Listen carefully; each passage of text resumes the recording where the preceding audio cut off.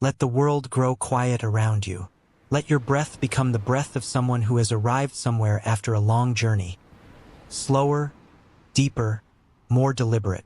Let your body settle into rest the way a ship settles into harbor after open water. The motion of the sea still in your memory. The stillness of the birth a gift. Tonight we are going to a city that was, in the ancient world, one of the most beautiful things human beings had ever built. A city that began as a collection of small settlements on rocky hills and became, over centuries of collective effort, one of the great lights of civilization. We are going to watch it grow. We are going to walk beside the man who was most responsible for its growth. A young man who came to Athens by a coastal road full of challenges, who sailed into a labyrinth and came back out, who sat on a contested throne and tried, with everything he had, to be worthy of it. We are going with Theseus. There is a city on the eastern coast of the Peloponnese, across the narrow sea from Athens, where the land rises quickly from the shore into hills that are green with pine and olive and the low scrubby growth that thrives in the limestone soil of the Greek peninsula. The city was called Troezen, and it sat in the quiet of those hills with the view of the sea always visible from its upper streets. The Saronic Gulf, that narrow body of water that separates the Peloponnese from Attica, its surface dark blue and constantly moving in the salt breeze that came in off the open sea. It was not a great city. It was modest and old and pleasant, governed by its own king in the way of all the small kingdoms of the early Greek world. The people of Troezen were proud of their city in the way of people who live somewhere beautiful and know it, not aggressively, not competitively, but with the quiet satisfaction of those who have what matters to them. A woman named Aethra lived in Troezen. She was the daughter of Theseus, the king, a princess, therefore, though Troezen was a small enough kingdom that the word princess did not carry the weight it carries in more elaborate courts. She was educated in the way of royal daughters of the era. She knew the stories of the gods and the heroes. She knew the management of a household and the art of weaving and the basic mathematics of exchange and the music of the lyre. She was, by all accounts, intelligent and composed, with the specific quality of someone who looks at the world carefully and draws her conclusions quietly. Two men had come to Troezen. One was Aegeus, the king of Athens, a powerful figure in the Greek world of that era, ruler of the most significant city in Attica, but a man carrying a specific and personal sadness. He had no heir. He had been to the oracle at Delphi seeking guidance, and the oracle had given him one of those responses that seems to mean something and then refuses to be straightforward about what it means. He had not understood it. He had come to Troezen partly to visit Theseus, who was known for his wisdom, and partly to ask for help in interpreting what the oracle had said. Theseus listened to the oracle's words and understood them, and he arranged, without telling Aegeus what he had understood, for Aegeus and his daughter Aethra to spend the night together. There was also Poseidon. In the complicated way of Greek mythology where divine and human paternity can coexist, where a night can hold more than one truth simultaneously, the god of the sea was also present in Aethra's story that night.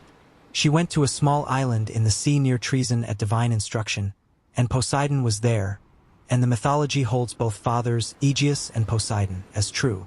This is not confusing if you understand what the mythology is doing. Theseus would have the practical cleverness and the political intelligence of his human father, the king of Athens. He would also have the deep connection to the sea that surrounded the Greek world and defined so much of what the Greeks were, that came from Poseidon's lineage. Both heritages would be needed. In the morning, Aegeus did what a man who must leave does when he knows that what he is leaving behind might include a child. He went to a great stone at the edge of the city, a stone large enough that no ordinary man could have moved it, and beneath the stone he placed a sword and a pair of sandals. The sword was his own, identifiable. The sandals would fit a man grown from his lineage.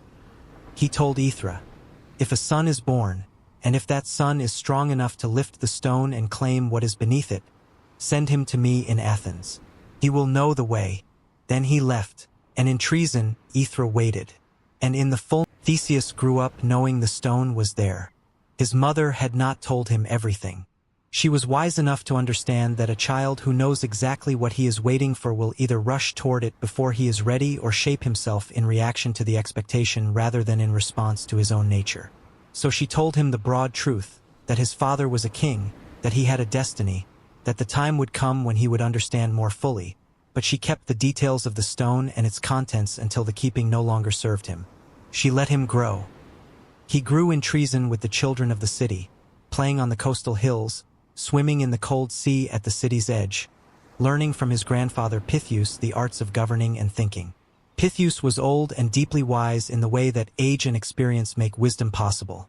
Not perfectly, not without the particular limitations that every kind of wisdom carries, but genuinely. He taught the boy to listen before speaking. He taught him to ask the question beneath the question. He taught him that a leader's first obligation was not to himself but to those who depended on him. Theseus absorbed this.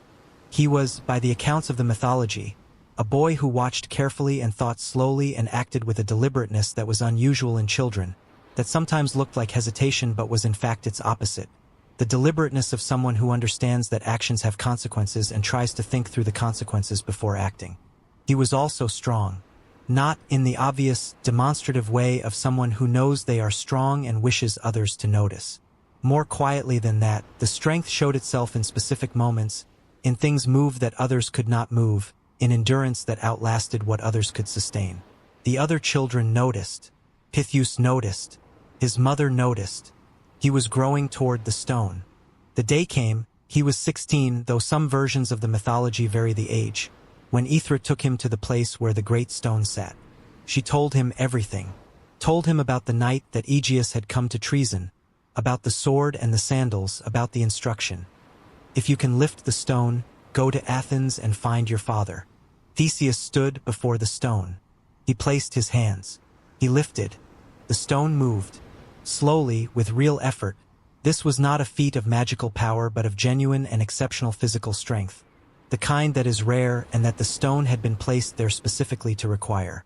The stone rose, and under it, in the dry hollow that had been preserved by the weight of the stone above, lay the sword in its leather wrapping and the sandals. He took them. He put on the sandals and buckled the sword at his hip and stood up and looked at his mother. She looked back at him.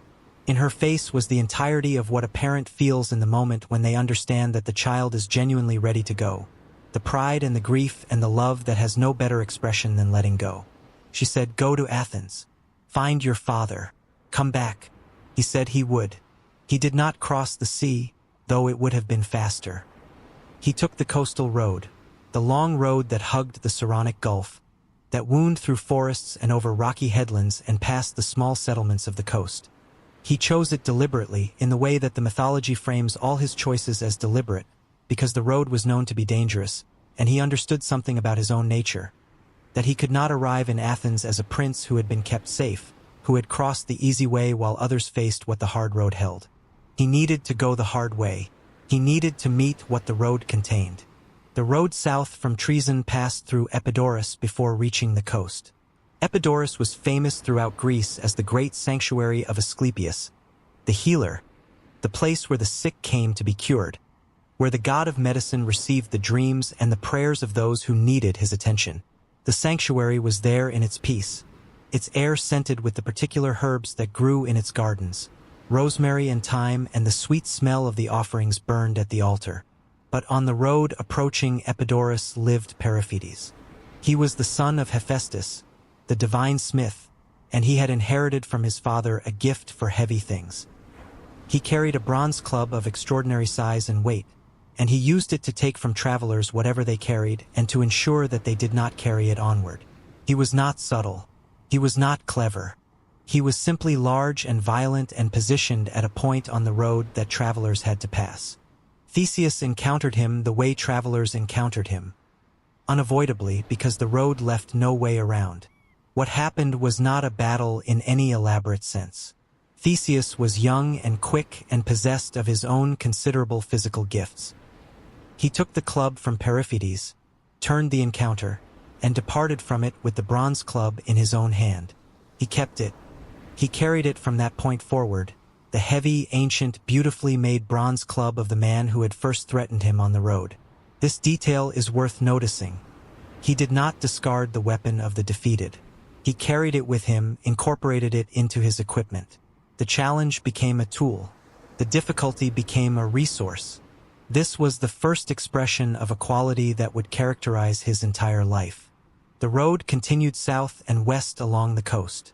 The sea was visible from the cliffs above it, dark blue and white capped in the steady Aegean wind. The islands visible in the distance, Aegina, Hydra, lying low on the horizon.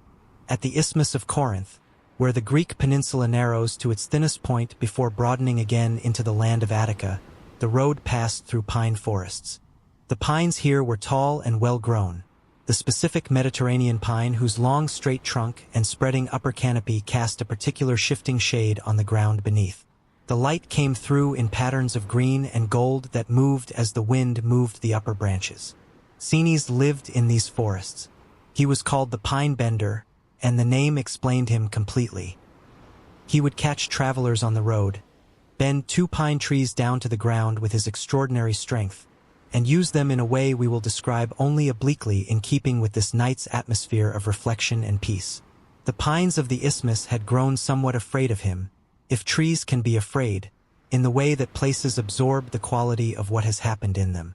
Theseus met Theseus on the forest road. What is most interesting about this encounter in the mythology is not the confrontation itself but what came after. Theseus had a daughter, a young woman named Ariadne, who hid in the undergrowth as the encounter unfolded, pressing herself among the asparagus plants and whispering to them, asking them to shelter her, promising never to burn or uproot them. She was frightened, and her fear was the fear of someone who has never been safe. When the encounter was resolved and she understood it was safe to come out, Theseus saw her and spoke to her with the gentleness that the mythology consistently attributes to him when he encounters vulnerability. He made her safe. He took her under his protection.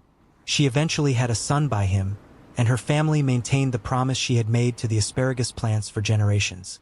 A small, particular, human detail that the mythology preserved because it felt true. The road continued through the forest and emerged onto the coastal cliffs above the Saronic Gulf. The cliffs above the Saronic Gulf were spectacular. That word is insufficient. They were the kind of landscape that makes the human observer aware of scale in a way that ordinary landscape does not, where the height above the water and the distance to the horizon simultaneously expand the sense of what the world contains. The path along those cliffs was narrow. On one side, the face of the cliff went up. On the other, it went down to the sea very far below, where the waves came in against the pale stone of the cliff's base with the continuous, patient, unconcerned sound of the sea doing what the sea does. Chiron occupied this path. He had a system. He would compel travelers to wash his feet, an act of humiliation dressed as service, and when the traveler was bending over the task, he would kick them off the cliff. The sea below received them, and a great tortoise who lived in the waters at the cliff's base received what the sea brought. The mythology gives this encounter a dry practicality. Theseus was not going to wash Chiron's feet. He dealt with the situation and continued.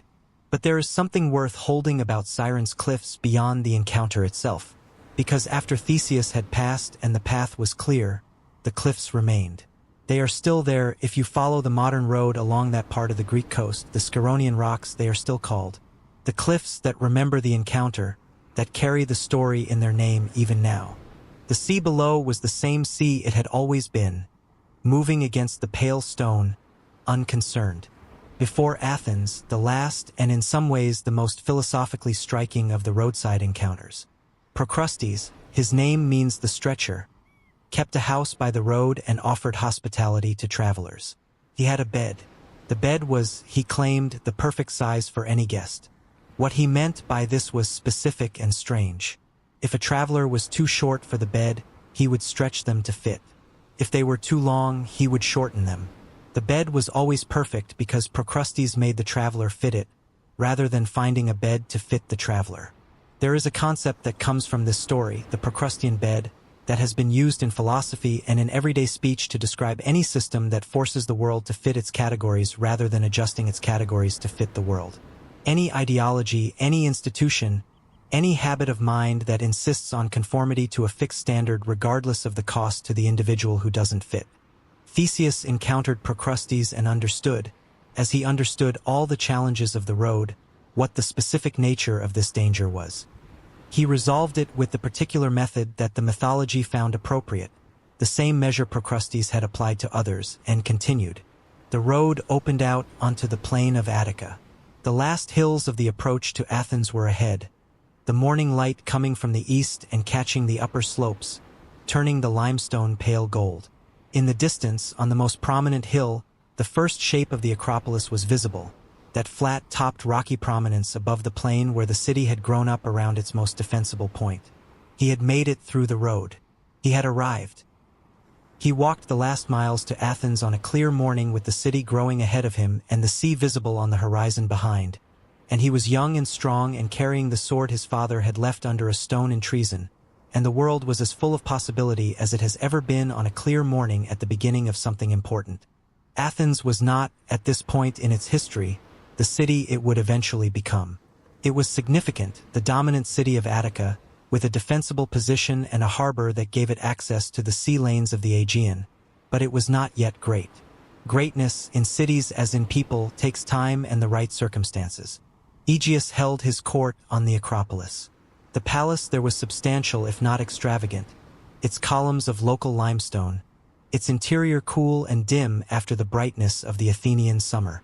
The king received visitors in the traditional way. The threshold was open to those who came with reasonable purpose. The laws of hospitality were maintained. Theseus arrived as a stranger. This is important.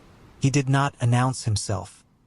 He came as a young man from the road, asking to see the king, with no declaration of his heritage and no display of the sword that would identify him.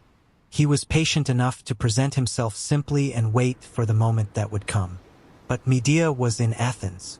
The enchantress who had left Colchis with Jason, who had sailed the long voyage home and then found herself in the aftermath of that extraordinary journey with her life taking directions that mythology traces with the complexity it deserves. Medea was in Athens. She had come to Aegeus, who had offered her sanctuary, and she lived in the court with the status of someone under royal protection. She was extraordinarily perceptive, and she recognized something in the young stranger. Whether she recognized his lineage or recognized his threat to her own position, she was a woman of power in a court where her power depended on the king's regard, and a legitimate son of the king would alter the arrangement significantly. The mythology gives her the recognition and the response that follows from it. She moved against Theseus before he could make himself known. She whispered into Aegeus's ear something about the stranger, that he was a danger, that he should be dealt with, that the wine at dinner might be the solution. Aegeus, who trusted her, who had not yet seen clearly what was in front of him, who was old and sometimes uncertain and had spent years grieving the heir he did not have, Aegeus allowed the dinner to proceed. And at the dinner the moment came. Theseus reached for his sword, not as a weapon but as the tool that would serve as evidence. He cut the meat with it, in the way of someone who is making a point through a gesture they have been saving for exactly this moment. Aegeus saw the sword.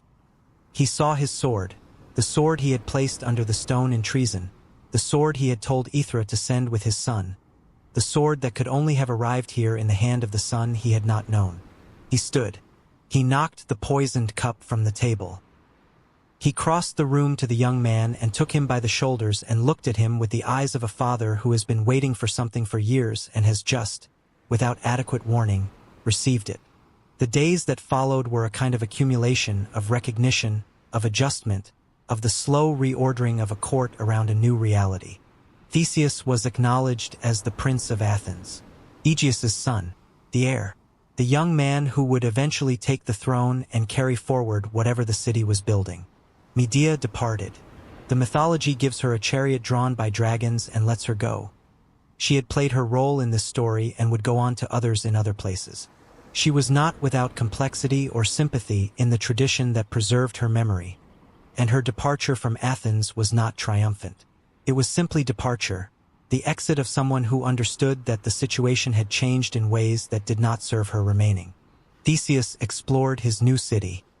He walked its streets in the way of someone who is trying to understand a place by moving through it without agenda, stopping at the workshops of craftsmen, sitting at the edges of the marketplaces where the agora was already beginning to take the shape it would eventually make permanent, climbing the Acropolis to look out over the whole of Attica from the rock that the city called its center.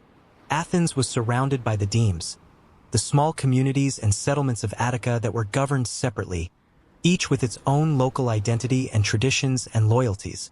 the great project that Theseus would eventually undertake. The synoikismos, the unification of Attica into a single political community, was still ahead of him. But he was already seeing the pieces. He was learning what leadership looked like from the inside, which is always different from how it looks from the outside.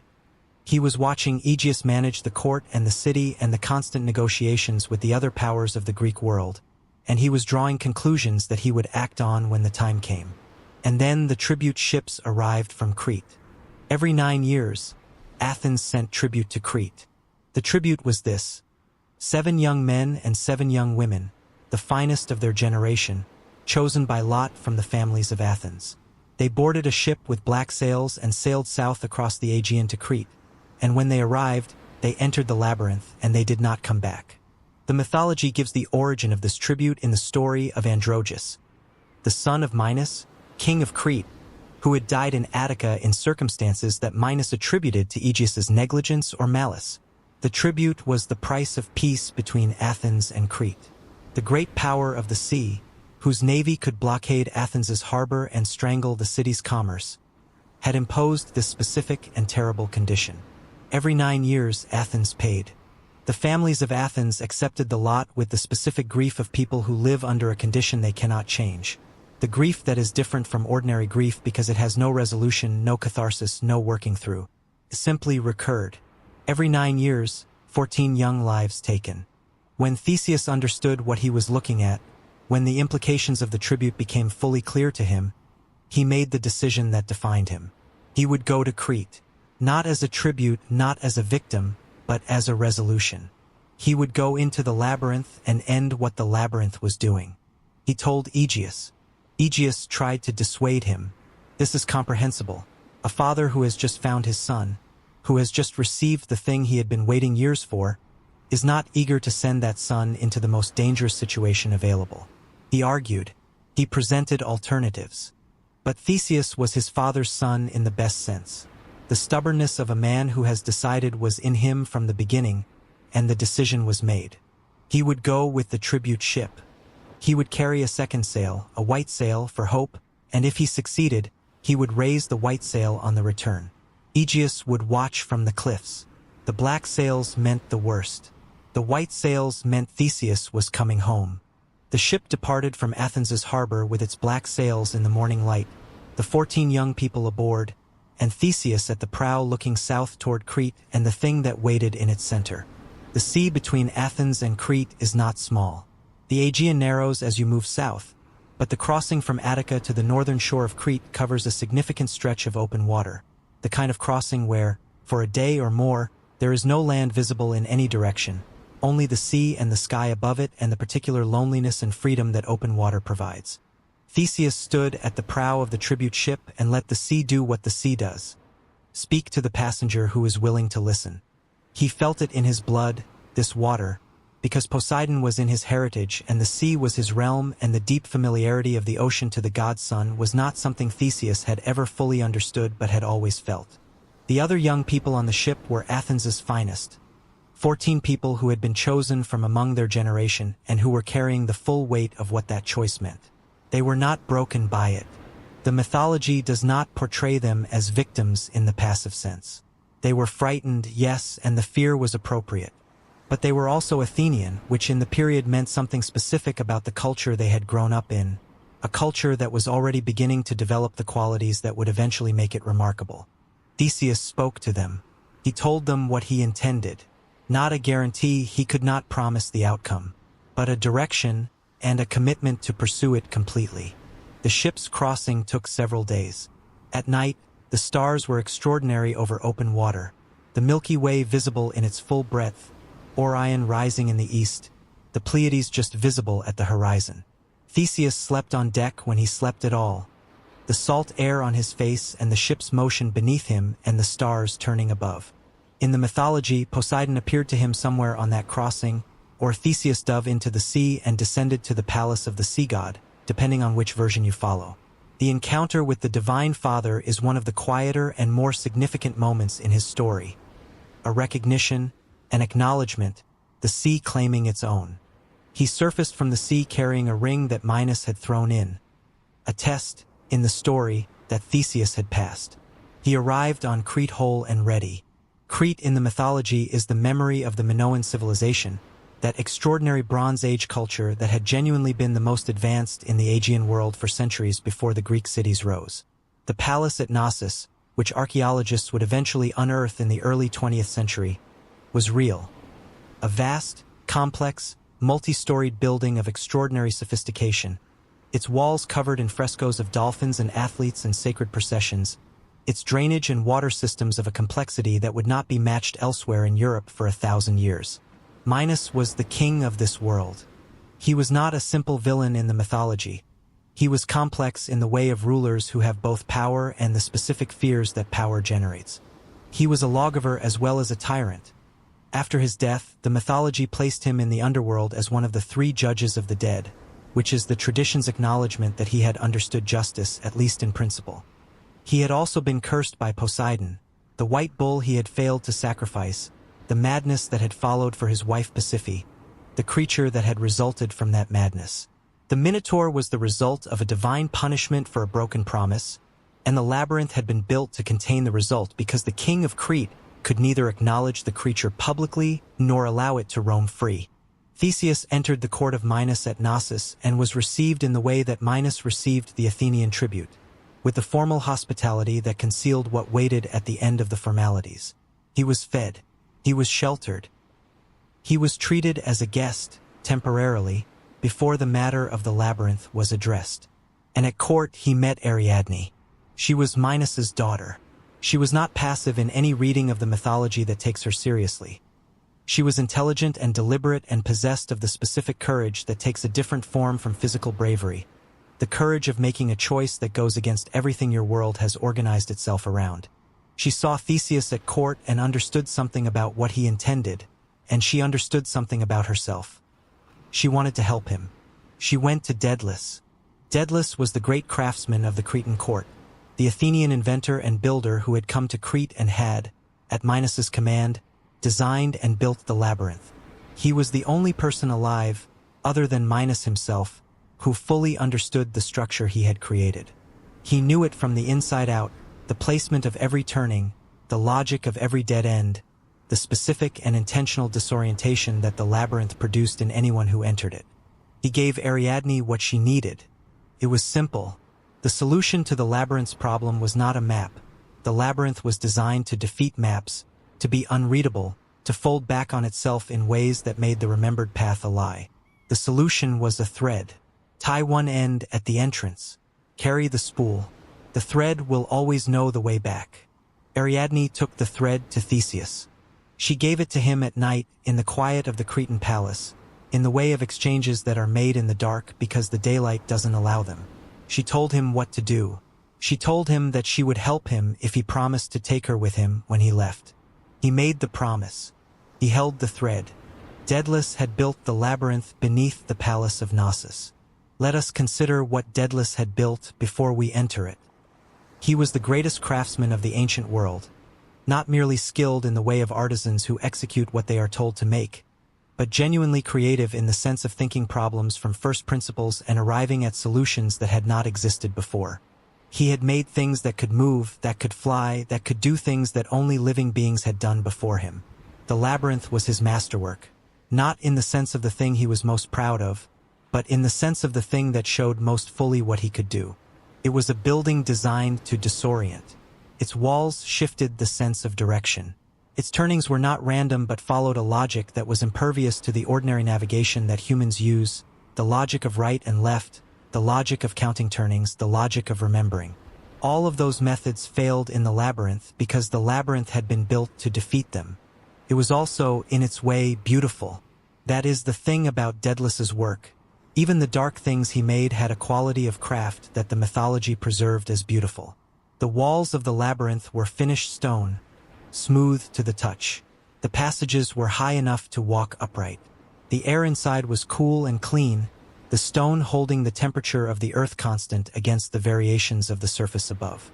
Torchlight found the walls and moved across them in the way that firelight always moves across stone, finding the texture, casting shadows in the irregularities, making the passage seem both infinite and intimate simultaneously. Theseus entered at dawn, when the cool of the night was still in the stone, when the light at the entrance was just beginning to show the shape of the passages ahead. He tied the thread. He walked. The labyrinth had a center. Every maze has a center, the thing around which all the turning and the doubling back and the deliberate confusion has been organized. The labyrinth's center held the Minotaur. He was the creature born of the curse, half human, half bull, his name Mysterion in some traditions, which meant star or ruler of the stars. He had been placed in the labyrinth as an infant and had grown up there, had known no other world, had navigated its passages with the instinct of someone for whom the labyrinth's disorientation was simply home. He was large and strong and had been fed on the tribute of Athens for years. But consider what he was underneath the mythological apparatus. He was alone. He had been alone since before he could understand what alone meant. He had grown in isolation, in the dark, in a building designed to prevent anything from finding him, which was also, of course, designed to prevent him from finding anything. The mythology does not ask us to grieve for the Minotaur, but it does preserve him as something more than a simple monster. The tradition of calling him Mysterion, the star, is one of those details that complicates the clean narrative of hero and monster and suggests that the ancient Greeks understood what they were doing when they put a creature like this at the center of a story about Athens and power and tribute. Theseus moved through the labyrinth toward the center, following the thread as a reference while his own navigation moved him forward. The passages were quiet. The stone absorbed sound. His footsteps were the only sound. He found the center. He found what waited there. The encounter that followed was resolving, not triumphant, not gratuitously violent, but the completion of something that had been incomplete for too long. Theseus was strong and prepared and had come for this specific purpose. The creature in the center was alone and had known nothing but the walls that contained him. What Theseus did, he did as quickly and as cleanly as he could. And when it was done, the labyrinth had nothing more to hold. He followed the thread back. The thread was precisely what it needed to be. In a labyrinth, all confidence in direction eventually fails. The memory of turnings becomes unreliable. The certainty about where you entered and where you are relative to that entry dissolves. But the thread doesn't need you to be certain. The thread simply goes back to where it began because it has never left there. It holds the connection across all the confusion. Theseus followed it out of the labyrinth in the way you follow anything reliable, with the specific relief of surrendering the responsibility of navigation to something that knows what it is doing. The entrance appeared. The morning light of Crete was outside. The bright, particular light of the island, warmer than Athenian light, the sea visible in the distance catching the early sun. He brought the other Athenians out.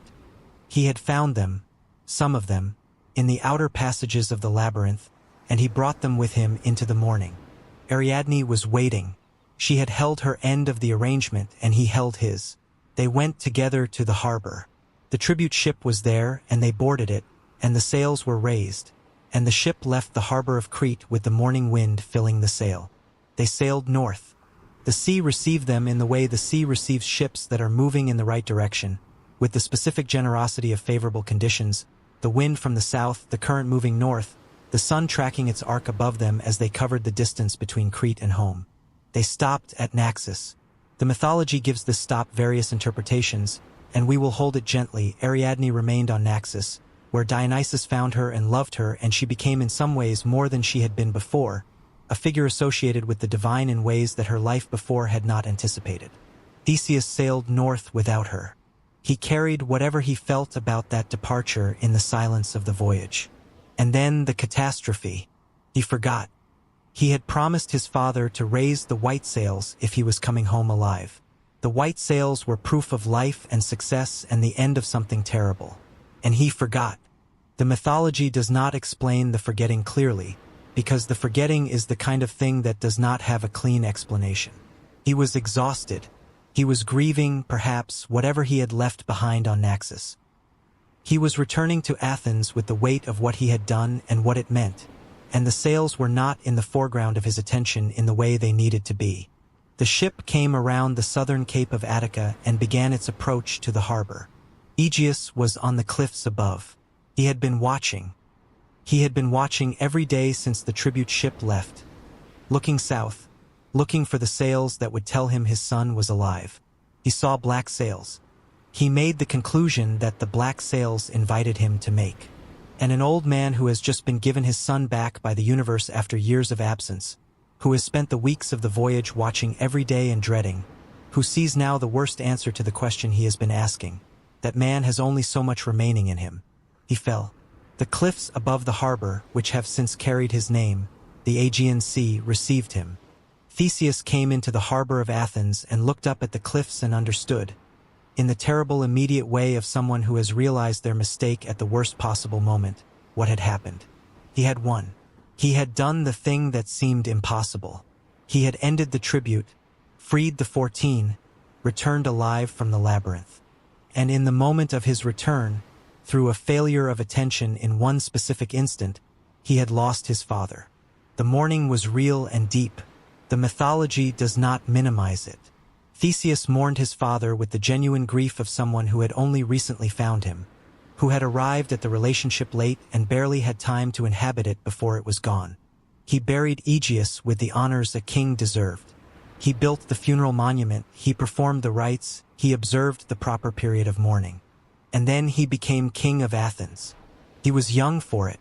The city was not in crisis, the tribute was ended, which was itself a transformation of Athens' situation in the Greek world. But Athens was still a collection of settlements rather than a unified political community. The Demes of Attica maintained their individual governance, their local loyalties, their resistance to the absorption into a larger entity that centralization would require. Theseus began the work that historians would later call the synoikismos, the bringing together of the scattered communities of Attica into a single Athenian state. This was not conquest, it was persuasion. He went to each community personally or sent representatives with arguments, and made the case that what they could be together was greater than what they could be separately. That the harbor at Piraeus and the Acropolis of Athens and the agricultural plain of the interior could all be parts of a single organism that would be stronger and more capable and more prosperous than any of them were alone. He abolished his own exclusive privileges in the process. He created the common hearth and the common council, the early institutions that would eventually evolve into the radical democracy that Athens would become. He understood, with the instinct of someone who had been educated by Theseus and had walked the road from Troezen to Athens, that a city held together by a strong man's strength was not as strong as a city held together by its own institutions. He was building something. He could feel the shape of it, imperfectly, incompletely, the way you feel the shape of a large thing when you are standing inside it and can only see parts of it at a time. But the direction was right and the work was real. He established the Panathenaic Games, the festival that celebrated Athens' identity as a unified community. He built the first monuments on the Acropolis that would eventually become the site of the Parthenon. He organized the harbor at Piraeus with the capacity that a trading city required. Athens grew. He was king now, but he was also young, and something in him remained the young man who had chosen the coastal road over the sea crossing, who had wanted to go toward the difficulty rather than around it. He found that companion in Pirithous, king of the Lapiths. Their friendship began, as the mythology tells it with a gentle irony, with Pirithous raiding Theseus's cattle in Marathon, and Theseus going after him, and the two of them meeting on the plain with the original intention of conflict, and then, looking at each other, each one recognizing in the other someone worth knowing. They called off the confrontation. They swore friendship instead. It was the friendship of men who are each the most capable person their world contains and who have been lonely in their capability. Not socially lonely, not without companions and family and all the ordinary human connections, but lonely in the specific way of people who rarely encounter someone who can fully understand what they are. In each other, they found understanding. And the understanding made them adventurous in ways that individual capability did not encourage. They did things together that they would not have done alone. Some of these things were wise and some were not, and the mythology preserves both categories with its characteristic honesty. The battle at the Lapith wedding, where Pirithous guests the centaurs caused chaos, was one event. Theseus was there when it happened and helped resolve it, standing with his friend in the way that friends stand with each other when the circumstances go wrong in the middle of what was supposed to be a celebration. Other adventures took them further. The mythology is full of their joint efforts, the good ones and the overreaching ones, and the overreaching ones carry the specific lesson of what happens when courage becomes hubris, when the confidence of two extraordinary people reinforces each other until it tips past the edge of what wisdom allows. But in the years before the overreaching, the friendship was one of the great things in Theseus's life. The expedition to the land of the Amazons is one of the mythology's most complex narratives, involving both Theseus's courage and the more ambiguous qualities of conquest and its aftermath. The Amazons lived on the shores of the Black Sea, that warrior society of women who had organized themselves outside the structures of the Greek world.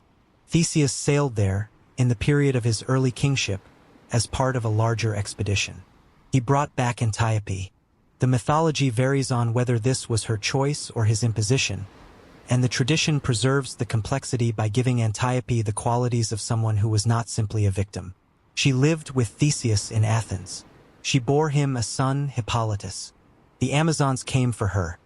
An Amazon expedition that reached the gates of Athens itself, the most dramatic military threat the young city had faced since Minos's tribute. The fighting that followed was close, the Athenians defending their city against warriors who were extraordinary, and the mythology gives the Amazons credit for the quality of the threat they posed. The conflict resolved. Athens survived it. Antiope died. Hippolytus survived. And Theseus, in the aftermath of that conflict, carried the grief of it with the same capacity he had always shown for carrying grief. Not well, not without cost, but with the endurance that allowed life to continue. He married Phaedra, Ariadne's sister, another Cretan connection, another weaving of the story back through the threads it had laid in earlier chapters. The mythology of Phaedra and Hippolytus is one of the great tragedies of the Greek tradition. A story of misplaced love and proud refusal and divine anger and the very human series of catastrophic misunderstandings that ended in death. We will let it lie at the edge of tonight's story, marked but not entered, because tragedy requires its own quality of attention, and this is a night for the longer arc. Theseus survived it. The king survived what killed the people around him. This is the specific sorrow of long reign. But let us not end in the tragedy. Let us end in the work, because the work was the larger and more enduring thing. Athens grew. Under Theseus and in the generations after him, building on the foundations he had laid, the city became what it would eventually become. The agora expanded, the walls improved, the harbor at Piraeus became the most important harbor in the Greek world. The institutions that Theseus had started, the common council, the civic festivals, the idea that the city belonged to all its inhabitants rather than just its king. Those institutions deepened and broadened into something more genuinely democratic than anything the ancient world had previously produced. Theseus lived long enough to see some of this.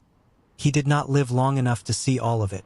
The golden age of Pericles, the Parthenon, the great flowering of philosophy and theater and science that would make Athens' name permanent in human history, but he lived long enough to see the shape of it, to understand, from the work he was doing each day, that what he was building would outlast him.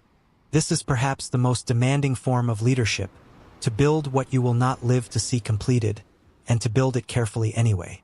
He spent his late years working on the things that mattered, the refinement of the laws, the education of the city's children in the arts and the civic virtues that would make them capable of maintaining what had been built, the careful management of Athens' relationships with the other cities and kingdoms of the Greek world, the diplomacy that made prosperity possible. He was not always successful. There were setbacks and failures and the specific humiliations that come to even the greatest figures when time and circumstance and their own limitations combine against them. He was exiled in his last years, driven from Athens by political opponents who used the instruments of democracy against the man who had created them, which is one of those ironies that history enjoys. He died in exile on the island of Syros. In the centuries after his death, the Athenians brought his bones home. They built him a sanctuary, the Theseion, in the center of the agora, the public heart of the city. It became a place of refuge for slaves and the helpless, because the mythology held that Theseus had been a protector of the vulnerable, and the sanctuary maintained that quality. He was remembered. Let us leave him, not in the exile and not in the death, but in a moment that the mythology does not record precisely because it is too ordinary for mythology and too true for anything other than quiet imagination. An evening in Athens. In the middle of his reign, when the work was going well and the city was growing and there was a stretch of days between crises where it was possible to pause and look at what had been done. He climbed the hill. Not the Acropolis. The Acropolis was always official, always public, always the site of the city's most formal self-presentation. He climbed one of the smaller hills that surrounded the city, the Areopagus, perhaps, or the Pnyx, where the citizens would eventually gather to vote, and he sat down in the evening light and looked at what the city was becoming. Below him, Athens, the smoke of the hearth fires rising from 100 households, straight up in the still evening air before bending slightly where a higher wind caught it. The harbor visible in the distance, the masts of the ships there a kind of forest at the sea's edge. The Acropolis rising on its rock to his left, its profile already carrying the first structures that would define it. The sounds of the city coming up to him, not the sounds of crisis, not the sounds of emergency, but the sounds of ordinary life. Someone hammering metal in a workshop, a child calling to another child across a courtyard, the indistinct murmur of many people in proximity doing the many things people do in a city, which is the sound of civilization when it is working. He had done this, not alone, not without Aegeus who had left a sword under a stone, without Pythius who had taught him to think, without Ariadne who had given him the thread, without all the people of Athens who had agreed to be governed by the institutions he had proposed. Not without the 14 who had sailed with him to Crete. Not without Pirithous who had been his companion when he needed one. Not without anyone.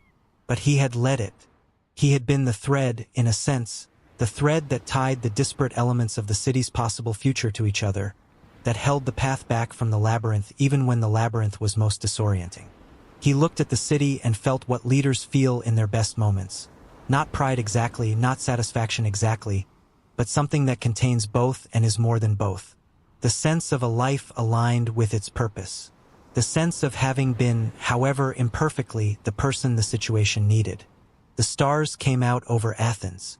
First one, then two, then the Pleiades, then Orion rising in the east as he always rose, his belt 3 bright points perfectly aligned above the eastern hills. The sky deepened. The city below settled into its evening self, the lights of the lanterns beginning to show in the windows, the sounds gradually quieting, the harbor going dark as the last ships finished their business and the torches on the quayside burned lower. He was tired. Not the acute tiredness of specific exertion, but the deep tiredness of someone who has been working for a long time at something that matters and who has not, in all that time, allowed himself to simply stop and rest. He let himself rest now. He sat on the hill above the city he had helped to build and let the night come around him. Let the stars arrange themselves in their familiar patterns. Let the city below him make its quiet sounds. Let the sea breeze come in off the Saronic Gulf carrying with it the smell of salt and the memory of the voyage to Crete and the voyage back and all the other voyages, the Argonaut expedition and the trip to Amazonia and all the crossings back and forth that a life of action accumulates. He had lifted the stone. He had walked the road. He had entered the labyrinth. He had followed the thread back out. He had built what he came to build. Let the night settle around you now. Let the starlight that fell on Athens 2,000 years ago be the same starlight that is falling outside your window tonight. The same stars, the same ancient light, the same sky that watched Theseus sit on his hill and rest. You have walked your own road today. You have faced your own difficulties with whatever the combination of your particular nature and your particular preparation has given you. You have been the thread through the labyrinth of your own ordinary, extraordinary day. You can set the sword down now. You can let the sails rest in their ropes. You can let Athens sleep. The city will be there in the morning, whatever your city is, whatever you are building, whatever institutions and relationships and small daily works you are accumulating into something larger than any single day can show you. It will be there. But now, in the quiet of the hill above the sleeping city, with the stars turning their ancient will overhead and the sea breeze carrying its salt and memory, rest. The stone has been lifted. The road has been walked. The thread has led you home.